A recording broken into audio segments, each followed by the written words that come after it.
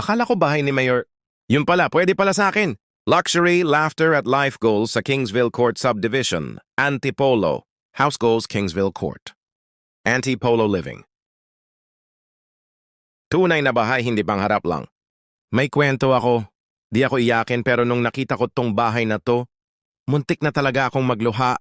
Pero hindi luha ng lungkot, luha ng gulat. Kasi akala ko bahay ni Mayor. So ganito yun.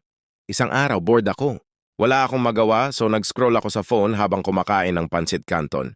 Bigla akong nakita tong bahay sa Antipolo. Sabi ko, uy, parang okay to ah. Pero nung nakita ko yung roof deck na parang, pwede kang mag-coffee habang tumitingin sa city lights? Sabi ko, wait lang, artista ba ako at hindi ko alam. May 5 bedrooms, bawat isa may sariling banyo. Literal na hindi ka na mag-aagawan ng CR kahit may bisita kang gutom at may kasamang 5 kids. Tapos may maid's room na pwedeng pang matanda kaya si Lola hindi na kailangang paakyat baba. Practical at social? Gusto ko yan. At eto pa, 3-car garage. Alam mo yung tipong may sariling parking yung bisita mo? Hindi na sila kailangan iparada sa kalye parang delivery guy. Tapos ang dami kong na-imagine, housewarming party sa roof deck. Morning kape na may tanawin ng city view. Romantic wine night habang binibilang ang ilaw ng lungsod. Ang problema ko lang, wala akong partner. Pero at least may bahay ako. Pero in all seriousness, alam mong sulit ito.